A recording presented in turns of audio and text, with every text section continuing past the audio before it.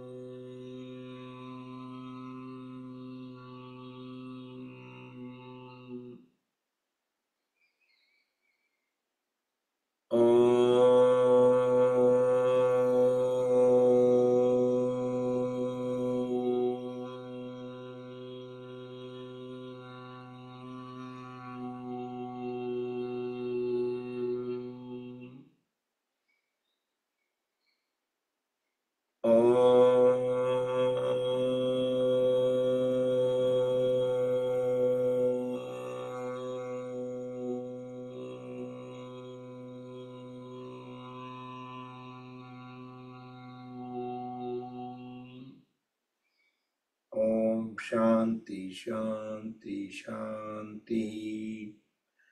Keep the eyes closed, join hands at back of the body, bow down to the Mother Supreme Earth, raise both hands up toward the ceiling. Inhale, come back up, rub the palms against each other, generate urja, make them warm. Place warm hands over the face and eyes, blink the eyes few times in dark. Slowly slide the hands down over the face, gently open the eyes. And let's do some light exercise. We inhale, raise both hands up, stretch the upper body up. Exhale, twist the upper body to the one side, look back, align chin with the shoulder, keep pushing the knee forward, feel the twist. Inhale, back to center. Exhale to the second side. Keep trunk vertical, back straight. We are just twisting it. Feel the stretches, twist, inhale, back to center. We'll do one more time on both the sides. Try to stay in pose for at least about 7 counts. 5, 6, 7. Inhale, back to center, and complete onto the second side.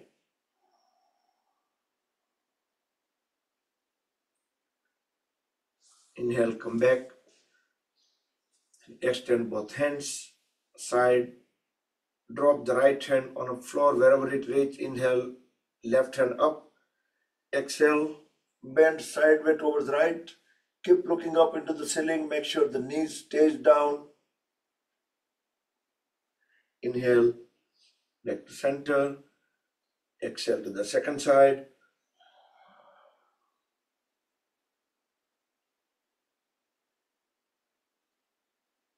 Come back. We'll do one more time, both the sides. Stretch the left hand toward the ceiling. Exhale. Bend towards the right. Push the right palm and right elbow into the floor for better curvature, better stretch. Back and complete onto the second side. Stretch the right hand up. Exhale.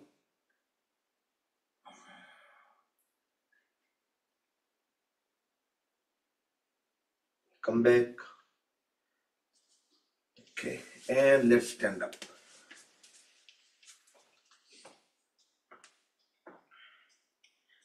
Separate feet 3 to 4 feet apart.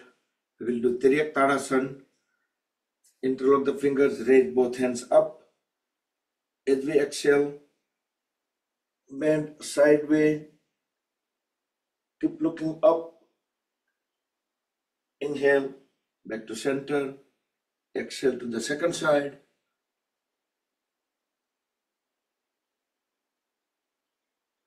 Come back. We'll do one more time.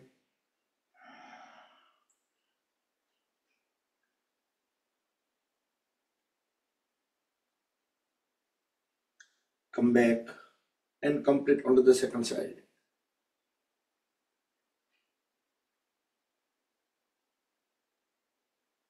Come back. Next we do Kati Chakrasana. Bring both hands at the chest, fingertips touching each other. Deep inhale. As we exhale, extend one hand out. Keep on following, looking at the back of the palm all the way back. Twist the upper body towards one side. Inhale, back to center. Replace the hand. Exhale to the other side. Elbows and palms stay at the shoulder level all the time. Inhale, back to center. We'll do one more time, both the sides. Waist rotation or Kati Chakrasana. Come back and complete onto the second side.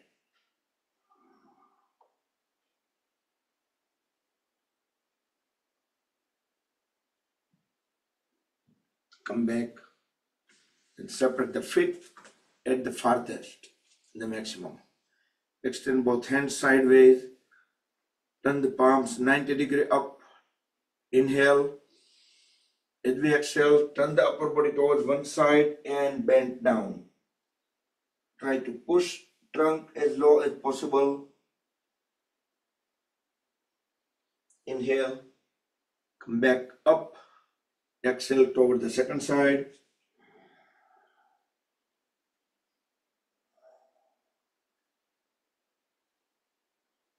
Inhale, come back to center. We'll do one more time. Try to keep the palms at the shoulder level.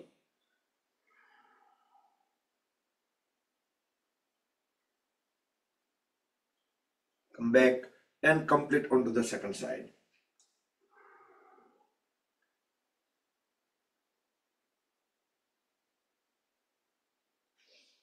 Come back and bring both hands at the lower back, thumbs on a sacrum. Deep inhale as we arch back. Look into the back wall. We can push thumbs in. Exhale. Come back up, straighten the trunk. Inhale again. Exhale, bend forward and down. Try to push head and trunk as low as possible. Can use little force. Inhale, come back. And let's move in front of the mat and put the music, mantra, beat.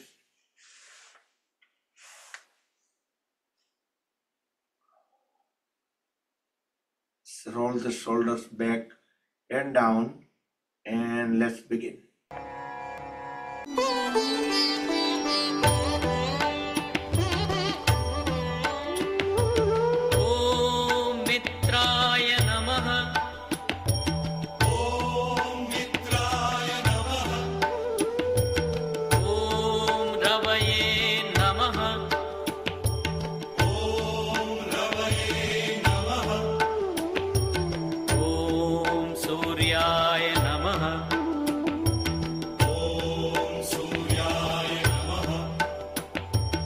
Oh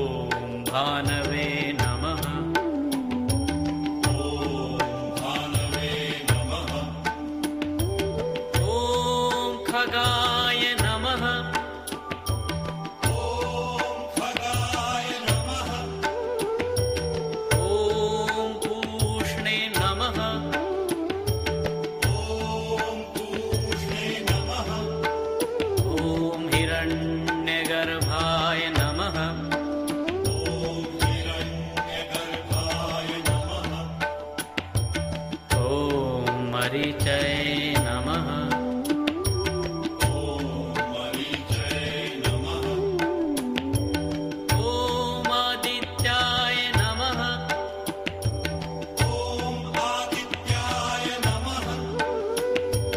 ॐ सवित्रे नमः।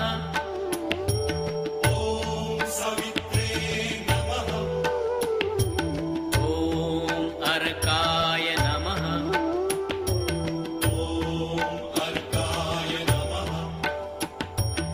ॐ भास्कराय नमः।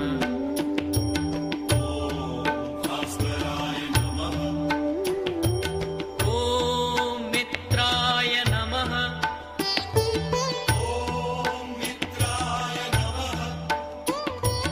ॐ रवये नमः।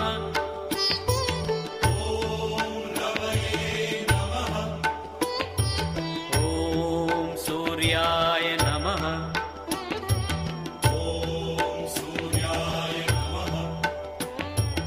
ॐ भानवे नमः।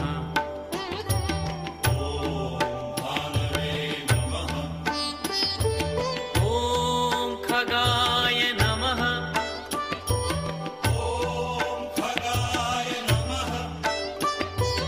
ॐ पूष्णे नमः।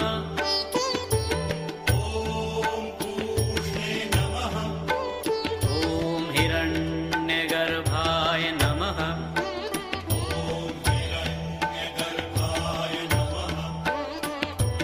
ॐ मरीचये नमः।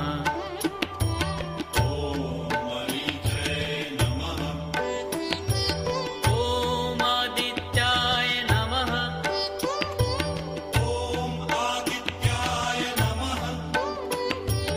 ॐ सवित्रे नमः।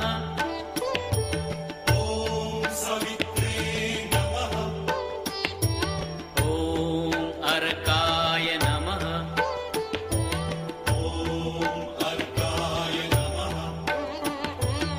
ॐ भास्कराय नमः।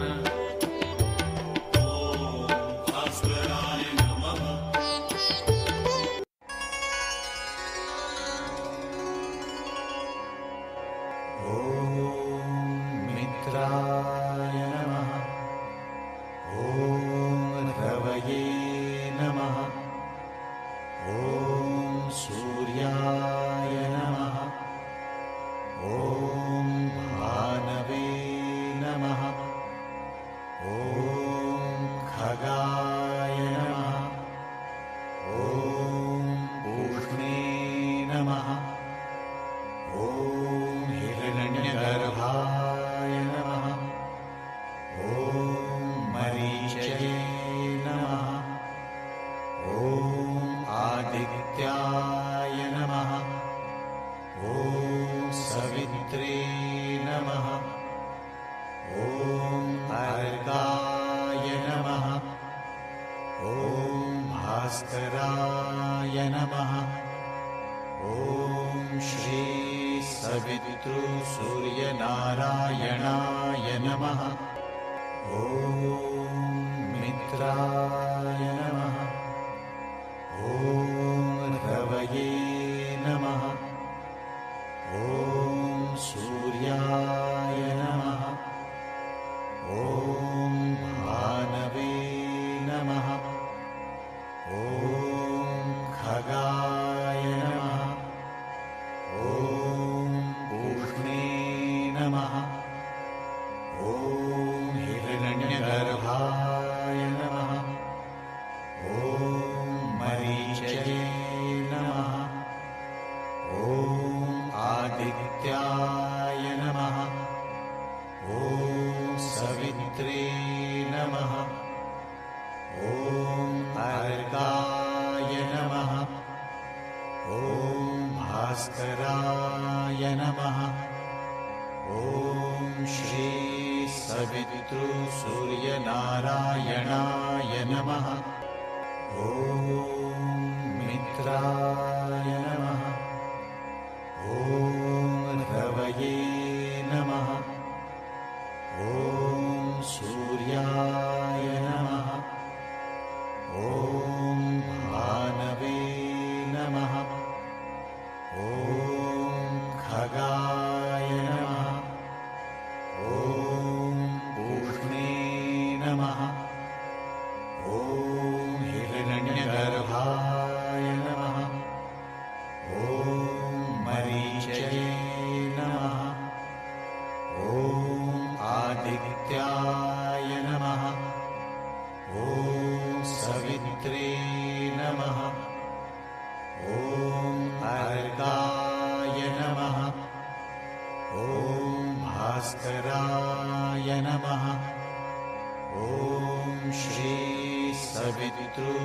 सूर्यनारायणाय नमः।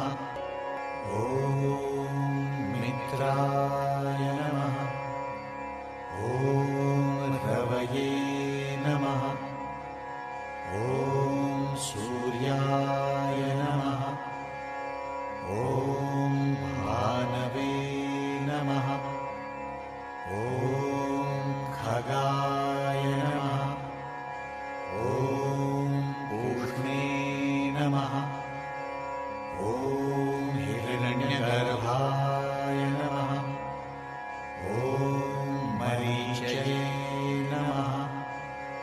ॐ आदित्याय नमः। ॐ सवित्रे नमः। ॐ अर्काय नमः। ॐ भास्कराय नमः। ॐ श्री सवितृसूर्यनारायणाय नमः। ॐ मित्राय नमः। ॐ रवये नमः। ॐ सूर्याय नमः। ॐ भानवे नमः। ॐ खगाय नमः। ॐ पूष्णे नमः। ॐ हिरण्यगर्भाय नमः। ॐ मरीचये नमः। ॐ आदित्याय नमः। ॐ सवित्रे नमः। ॐ अर्काय नमः। ॐ भास्कराय नमः। ॐ श्री सवितृसूर्यनारायणाय नमः। ॐ मित्राय नमः। ॐ रवये नमः। ॐ सूर्याय नमः। ॐ भानवे नमः। ॐ खगाय नमः। ॐ पूष्णे नमः। ॐ हिरण्यगर्भाय नमः। ॐ मरीचये नमः। ॐ आदित्याय नमः। ॐ सवित्रे नमः। ॐ अर्काय नमः। ॐ भास्कराय नमः। ॐ श्री सवितृसूर्यनारायणाय नमः। ॐ मित्राय नमः। ॐ रवये नमः। ॐ सूर्याय नमः। ॐ भानवे नमः। ॐ खगाय नमः। ॐ पूष्णे नमः। ॐ हिरण्यगर्भाय नमः। ॐ मरीचये नमः। ॐ आदित्याय नमः। ॐ सवित्रे नमः। ॐ अर्काय नमः। ॐ भास्कराय नमः। ॐ श्री सवितृसूर्यनारायणाय नमः। ॐ मित्राय नमः। ॐ रवये नमः। ॐ सूर्याय नमः। ॐ भानवे नमः। ॐ खगाय नमः। ॐ पूष्णे नमः। ॐ हिरण्यगर्भाय नमः।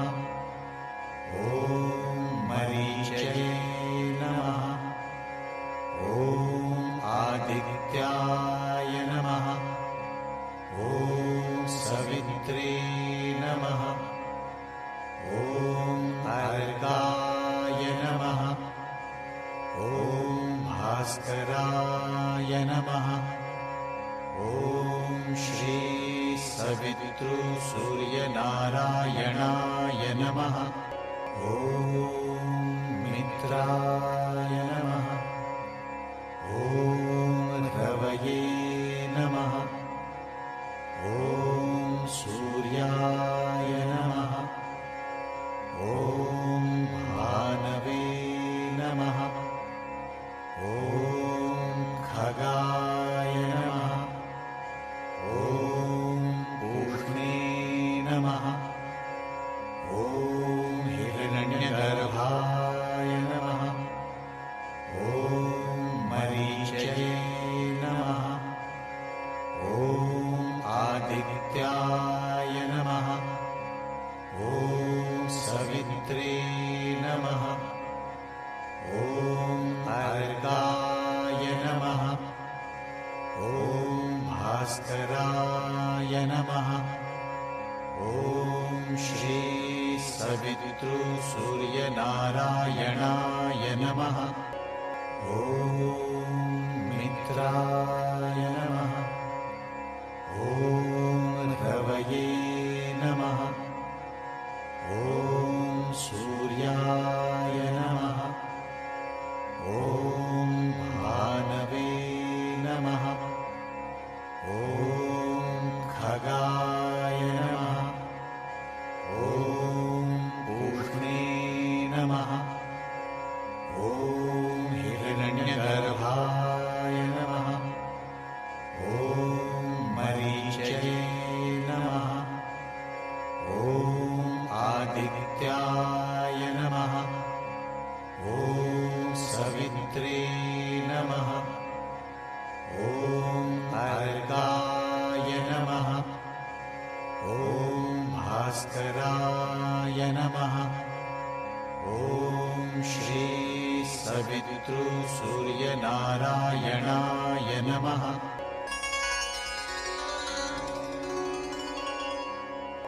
ॐ मित्राय नमः। ॐ रवये नमः। ॐ सूर्याय नमः। ॐ भानवे नमः। ॐ खगाय नमः। ॐ पूष्णे नमः। ॐ हिरण्यगर्भाय नमः। ॐ मरीचये नमः। ॐ आदित्याय नमः। ॐ सवित्रे नमः। ॐ अर्काय नमः। ॐ भास्कराय नमः। ॐ श्री सवितृसूर्यनारायणाय नमः। ॐ मित्राय नमः। ॐ रवये नमः। ॐ सूर्याय नमः। ॐ भानवे नमः। ॐ खगाय नमः। ॐ पूष्णे नमः। ॐ हिरण्यगर्भाय नमः। ॐ मरीचये नमः। ॐ आदित्याय नमः। ॐ सवित्रे नमः। ॐ अर्काय नमः। ॐ भास्कराय नमः। ॐ श्री सवितृसूर्यनारायणाय नमः। ॐ मित्राय नमः। ॐ रवये नमः।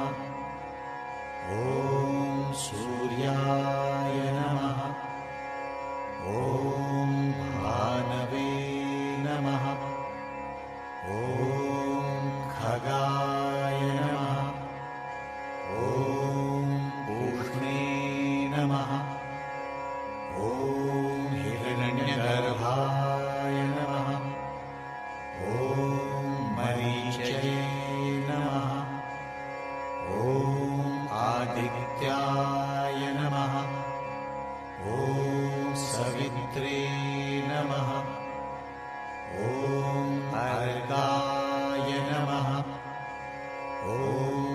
भास्कराय नमः। ॐ श्री सवितृसूर्यनारायणाय नमः। ॐ मित्राय नमः। ॐ रवये नमः। ॐ सूर्याय नमः। ॐ भानवे नमः। ॐ खगाय नमः। ॐ पूष्णे नमः। ॐ हिरण्यगर्भाय नमः। ॐ मरीचये नमः। ॐ आदित्याय नमः। ॐ सवित्रे नमः। ॐ अर्गाय नमः। ॐ भास्कराय नमः। ॐ श्री सवितृसूर्यनारायणाय नमः। ॐ मित्राय नमः। ॐ रवये नमः।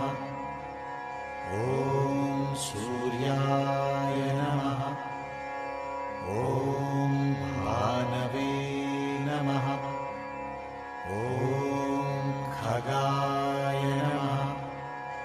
ॐ पूष्णे नमः।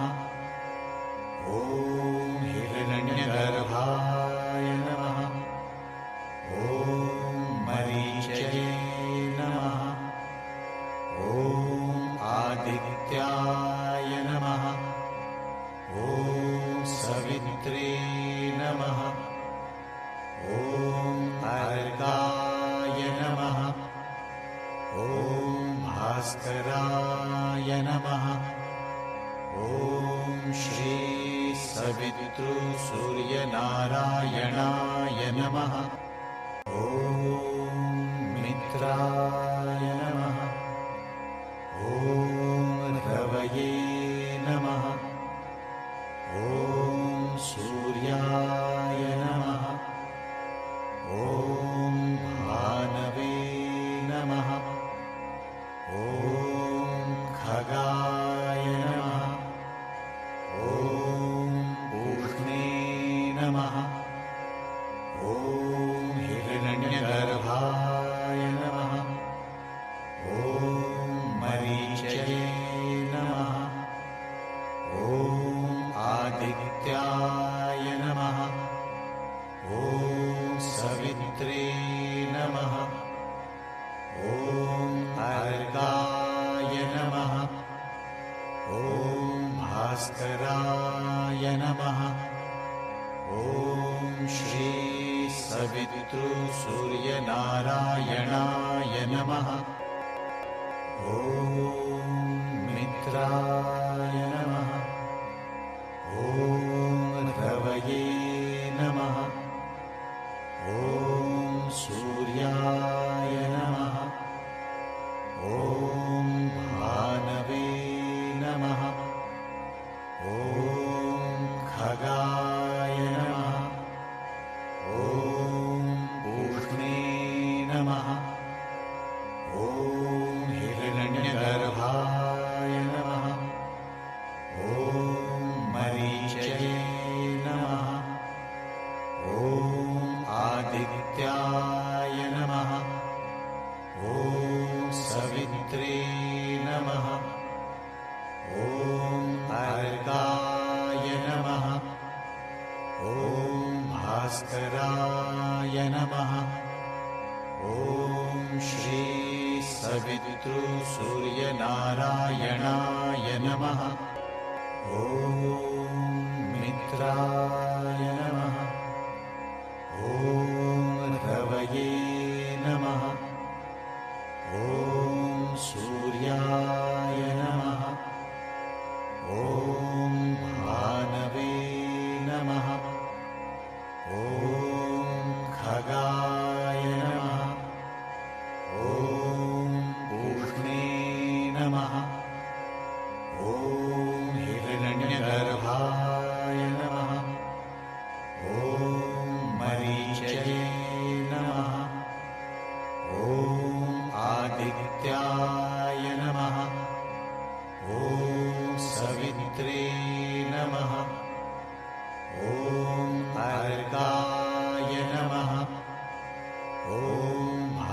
भास्कराय नमः। ॐ श्री सवितृसूर्यनारायणाय नमः। ॐ मित्राय नमः। ॐ रवये नमः। ॐ सूर्याय नमः। ॐ भानवे नमः। ॐ खगाय नमः। ॐ पूष्णे नमः। ॐ हिरण्यगर्भाय नमः। ॐ मरीचये नमः।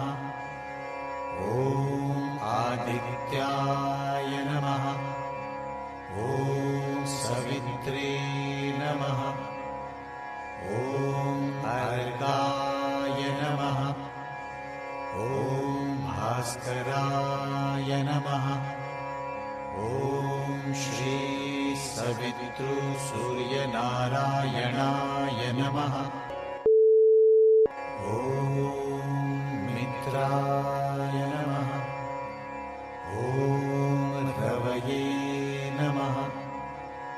ॐ सूर्याय नमः। ॐ भानवे नमः। ॐ खगाय नमः। ॐ पूष्णे नमः।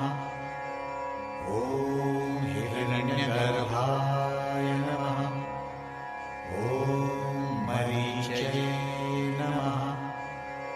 ॐ आदित्याय नमः। ॐ सवित्रे नमः। ॐ अर्काय नमः। ॐ भास्कराय नमः। ॐ श्री सवितृसूर्यनारायणाय नमः।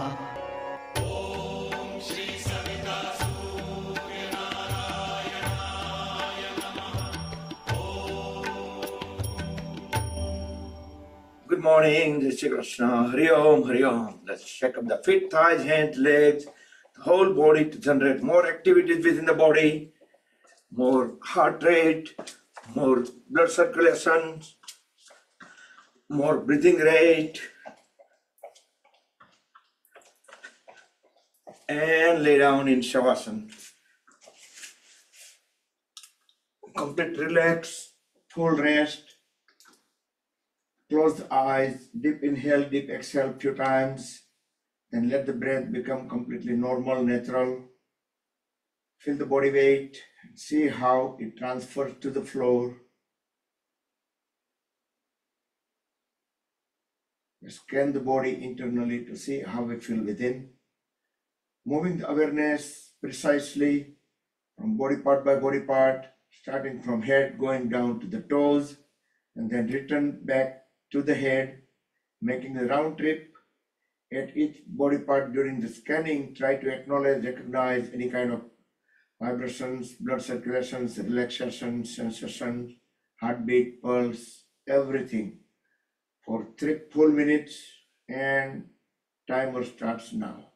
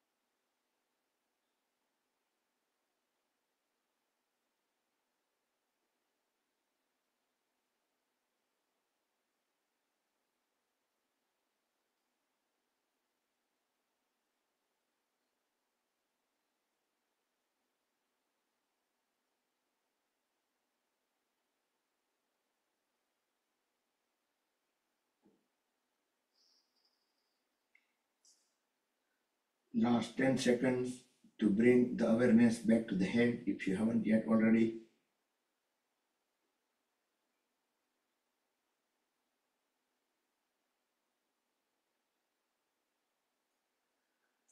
Okay, bring feet together, wiggle the toes, squeeze and release them.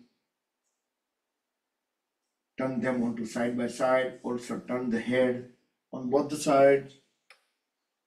Then give body a big stretch. Yastikasana, stick pose. Push all the toes together in one direction.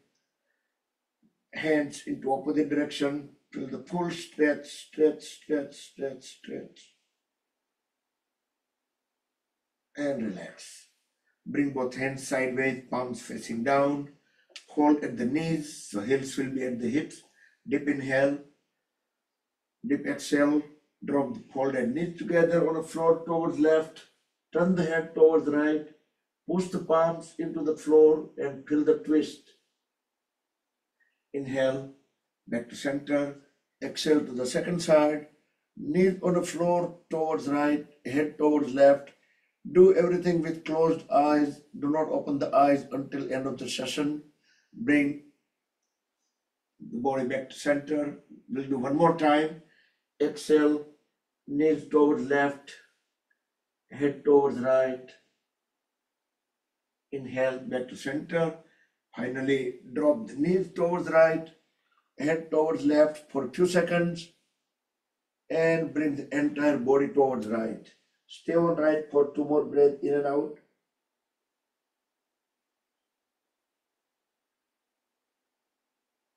Then gently with help of the elbows and palms, bring the body into any comfortable sitting posture. We will do Anulom Vilom Pranayam for a minute. Make a Vishnu Mudra on right hand and use the thumb tip, ring fingertip to block and unblock the nostrils. Inhale on left, exhale on right, and then inhale on right and exhale on left. So left to right to left, making the round trip. Try to do deep breath in and deep breath out.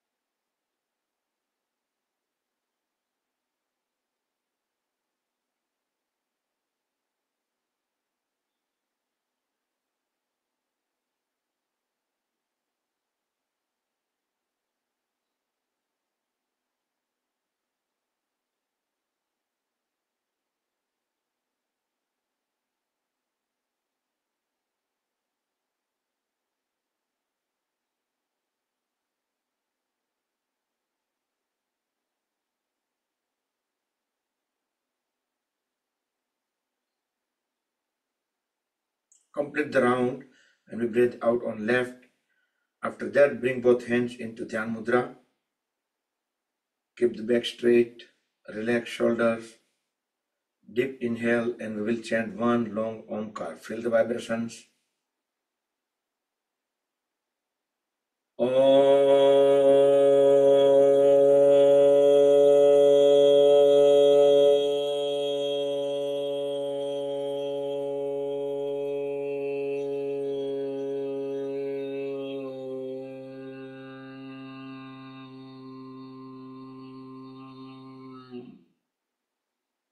Om Shanti Shanti Shanti. So rub the palms against each other. You can apply a little bit more pressure, generate more urja, make them more warm. Press warm hands all over the face and eyes. Blink the eyes few times to let the urja enter into the eyes. Slowly move the bottom of the palms over the eyes, gently massage the eyelids. Spread the fingers apart and slowly slide hands down over the face. Gently open the eyes. Rub the palms one more time.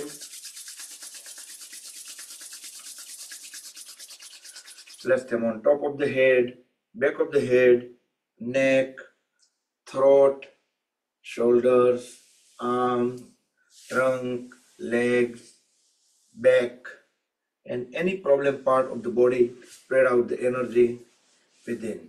Hari Om Tat Sat Shri Guru Pyo Namaha. Good morning, everybody. Happy Friday. Session is officially over. TGIF. Thank God it's Friday. All right. So how many people feels that way? Thanks God it's Friday. Good. Me too. Okay, I'm going to unmute you all. But while I was talking, I just trying to figure out what are the steps. All right. So you all are on mute. Jai Shri Jai Krishna. Krishna, thank you. Recording is still going on. Jai Shri Krishna. Jai Shri Krishna.